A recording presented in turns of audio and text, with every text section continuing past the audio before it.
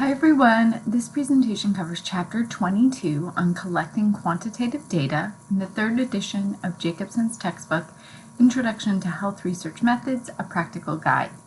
In this chapter, you will learn that most primary studies collect data from individual participants using interviews or self-administered questionnaires. Here's an outline of the chapter. Section 22.1 covers interviews versus self-administered surveys. Section 22.2 covers recruiting methods. Section 22.3 covers encouraging participation. Section 22.4 goes over data recording methods, and Section 22.5 covers training interviewers. Section 22.1, interviews versus self-administered surveys. So one of the first things you need to decide when collecting data is whether or not you're going to interview participants and actually collect data from their responses, or have them do something like surveys and self-administer their responses. So interviews are the process of a researcher verbally asking a participant questions and recording their responses. So trained interviews typically record the responses to ensure accuracy and completeness of each questionnaire. Now these may require major time commitments from study personnel, so it may be better to do a different option, like self-administered surveys. Self-administered surveys are usually a form where participants fill it out themselves. So this could be a paper and pencil version or an online version. This allows for a more cost-effective and time-efficient collection of data from a larger number of participants. And it also may be a better way to get honest answers to sensitive questions that participants may not want to say to you face-to-face. Internet-based surveys are not usually appropriate when studying certain populations. So for example, you probably would not want to have an internet survey in a population that has a likelihood of low health literacy, or has limited internet access, or who is unfamiliar with computers. So it's important to tailor your data collection method to the population that you are studying. So figure 22.1 goes over some examples of methods for collecting data. So here in the interview box over here, it talks about the in-person interview, face-to-face, or a telephone interview. Whereas a self-administered survey could be done face-to-face. You could give it to them and then have them fill it out and give it back, whether it's a paper or on an iPad, or it could be done through the mail, or it could be done by email or an internet link. It could be posted on a site and so forth. Section 22.2 goes over recruiting methods. So the most appropriate method for initiating contact with potential participants should correspond with the intended data collection method. So it's important to frame your recruiting method on the population that you're interested in. Section 22.3 covers encouraging participation. So you want to have the best sample size. You want to have enough participants to have a study that is powered enough to have to support a conclusion that is valid. So you don't want to have as many participants as possible. You want to have just enough. So your goal of recruitment really is to maximize the participation rate among members in the sample population. You want to yield a study population that is reasonably representative of a source population. And so some of the things that you can do to increase participation are to provide multiple invitations and opportunities to participate. So someone say sending reminders is helpful. Also sending a deadline with those reminders can be helpful for encouraging participation. Make participation as easy as possible. So if it's, say, an online survey, you send the link in the email. You do not give them steps to go to a certain place or make them do multiple things. And incentives are also a very effective means of encouraging participation. However, it's important to make sure that if you do incentivize participants that it is approved through an IRB or an ethics review committee, because you do not want it to be seen as you are coercing participants.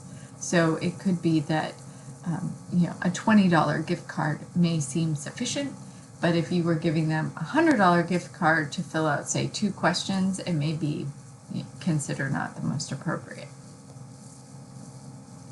Section 22.4 goes over data recording methods. So there are some different methods to collecting the data and compiling the responses. So one option is to record responses on paper and then enter or scan them into a computer later. Some of the strengths of this is that you may yield a high number of responses at one time. So it could be, say, if this was a survey that was done at the end of a presentation, and you hand out a sheet of paper afterwards, ask them to fill it out and put it in a box, you may get more people to fill it out because they may be more likely to do that than to, say, look at a link. I'd say QR codes have been very helpful for this. People may be more likely to just take a picture of the QR code and then fill out a survey, and wouldn't want to actually have to type in a link to fill out a survey.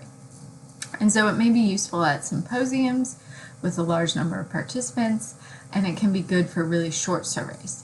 But the limitations here is that the data entry is very time consuming, and so therefore if you're paying someone to enter that data, it can be very costly. Another option is to have interviewers or participants enter responses directly into the database. And so here, this is what I mentioned about the QR code. So you can go directly to a social media site. You can send links directly by email to have people fill it out. And it really eliminates the need for data collection later. So you can typically download the responses from, say, MS Forms or Question Pro or some different website.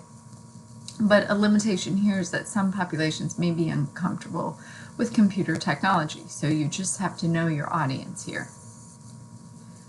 So figure 22.2 goes over some methods for collecting and recording survey data.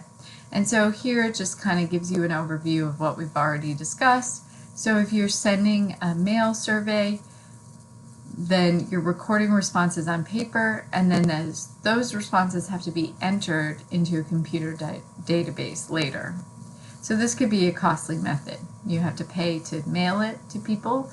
If you want someone to send it back, you probably want to have a pre-stamped envelope to have them send it back. And then you have to take the time to potentially pay someone to enter the responses in a database. Then you have this in-person, face-to-face interview, telephone interview, and completion in the presence of a researcher.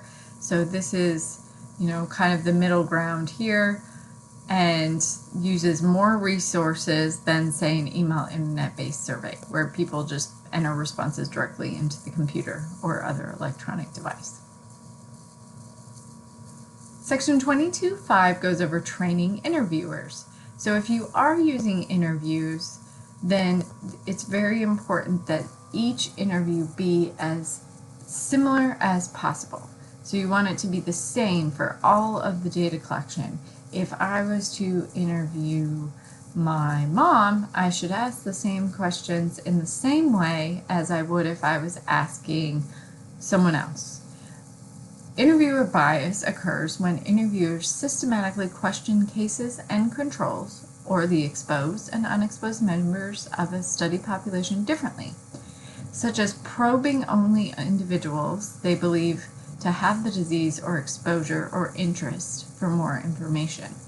And it could also just occur if you're not saying things the same way to the different populations. They may interpret it in a different way.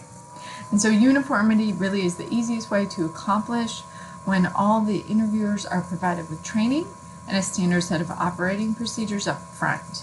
And so it's also important to have some practice so that the interviewers can practice their skills, and you can identify what maybe challenges they may have talking to people. So figure 22.3 goes over some characteristics of well-trained interviewers, and there's a lot of different characteristics here. Just some important things to keep in mind is that interviewers should be respectful, organized, considerate, articulate, consistent, impartial, honest, and careful. And there are some actions that demonstrate each of the characteristics in this table that you can look at on your own.